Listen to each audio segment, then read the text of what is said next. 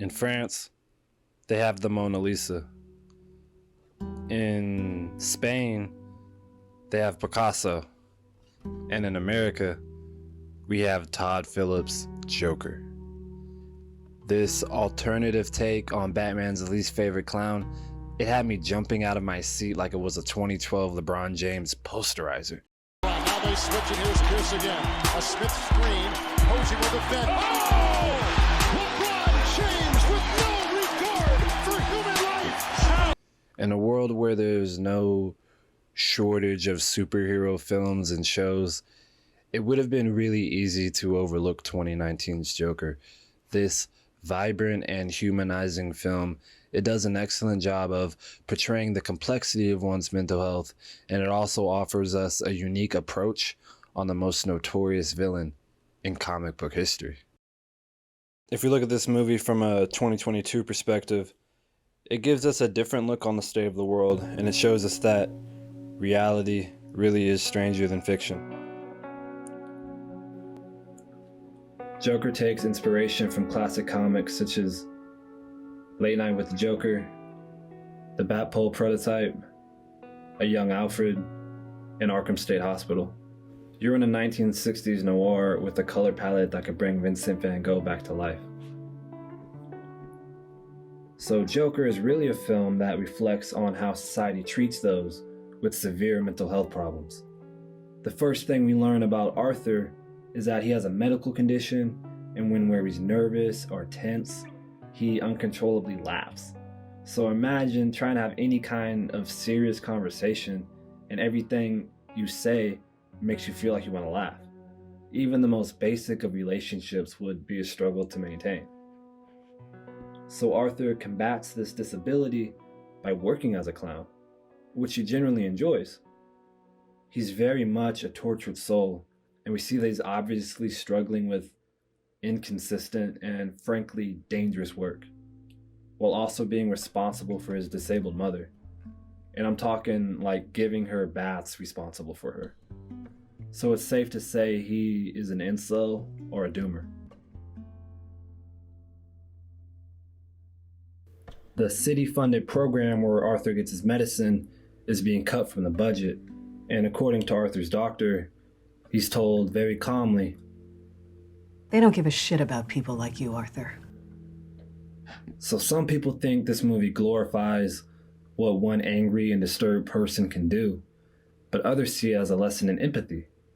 Viewers are encouraged to look at Arthur's downfall not with disgust or hatred, but rather with comprehension and compassion. Because after all, crazy is such a dismissive term. Throughout the film, it's clear that Arthur is a disturbed individual. He finds himself plunged into a city that's crumbling nearly as quickly as his own mental state. To help us grasp the mentality of a character like the Joker, I want to introduce 17th century philosopher Arthur Schopenhauer. He's also known as the pessimist philosopher. So Schopenhauer states, "There is only one inborn error, and that is the notion we exist in order to be happy. So long as we persist in this inborn error, the world seems to us full of contradictions. For at every step, in things great and small, we are bound to experience that the world and life are certainly not arranged for the purpose of maintaining a happy existence." Arthur Fleck embodies this realization. As he's heading home on the subway, he gets attacked by three men who, quote, couldn't carry a tune to save their lives. After committing triple homicide, he understandably wants to flee, but instead of having a panic attack or vomiting or having a normal reaction to taking three lives, Arthur, in complete silence, begins to dance.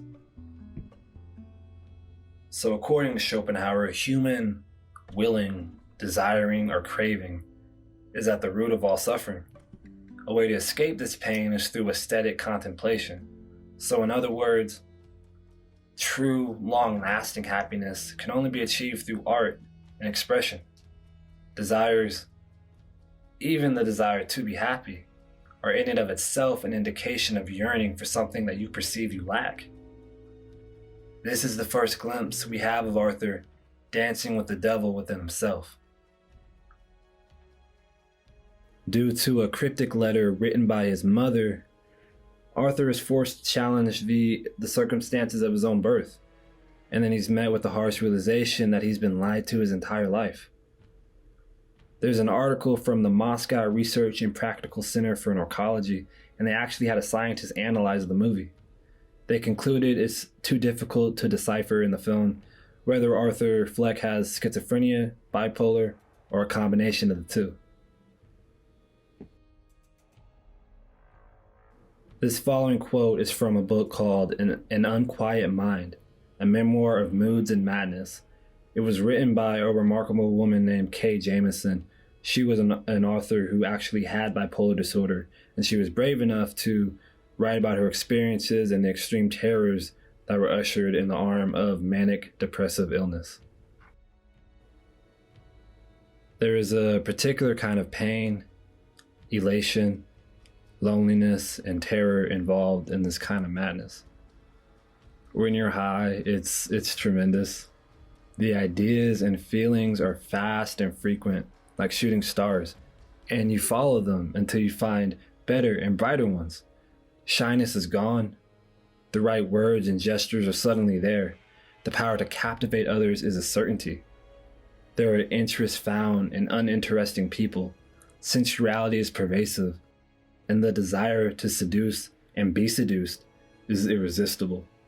Feelings of ease, intensity, power, well-being, financial omnipotence, and euphoria pervade one's marrow. But then somewhere this changes. The fast ideas are far too fast, and there's far too many. Overwhelming confusion replaces your clarity. Your memory goes. Humor and absorption on your friends' faces turns into fear and concern. Everything previously moving with the grain is now against. You are irritable, angry, frightened, uncontrollable, and immersed totally in the blackest caves of your mind. You never knew these caves were there.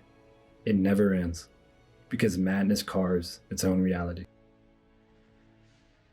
For Arthur, his new reality was the Joker. This mental split was bolstered by a social climate that saw him as a hero for killing these three men, because even those who didn't have Arthur's mental problems, they felt betrayed by the elites at the top. Arthur, devoid of any medication and left to his own devices, was unable to grasp the picture of what Schopenhauer was trying to convey through his teachings. The German philosopher argues that the world humans experience around them, the world of objects and space and time, exists only as representation, dependent on a cognizing subject, not as a world that can be considered to exist in itself. One's knowledge of objects is just knowledge of more phenomena or distractions. Rather than focusing inward, the inner essence of yourself is will, a blind, involuntary, aimless striving without knowledge outside of space and time, and free of all multiplicity. The world as representation is therefore the objectification of the will. Aesthetic experiences release a person briefly from this endless servitude to the will, which is the root of suffering. True redemption from life, Schopenhauer asserts, can only result from the total negation of the will to life. What is the will to life? The will to life is the idea that your life has to have this grand meaning, this grand purpose. It has to be filled with all these wonderful emotions. It's the idea that you need to be doing something important, something big, something better. A large portion of the movie is actually Arthur fantasizing about what his life could be like. Unmedicated and abandoned, the devil within Arthur asked him to dance, and Arthur obliged. Having these feelings perpetuated by his mother and then ripped away in the blink of an eye, this broke him. So this would mean that the Joker himself was only a mirror of Arthur, not his own person. The combination of the social collapse and untreated psychosis brought out the monster inside. Instead of viewing this movie as a solo journey, you can look at the Joker for what it is, an exploration into the soul. In an ideal world, Thomas and Martha Wayne may have adopted Arthur when they saw he got abandoned by their housekeeper. In an ideal world, maybe Arthur would have got the therapy and psychiatric care so he could recover from the trauma he experienced as a kid. In an ideal world, we would never even know the Joker exists, because Arthur would have been treated and living a happy and productive life. Unfortunately, we don't live in an ideal world. But we don't live in Gotham either. If you've never had to go to a doctor's appointment and they explain to you that the rest of your life is probably going to be different, consider yourself fortunate, whether it's financially, physically, or mentally.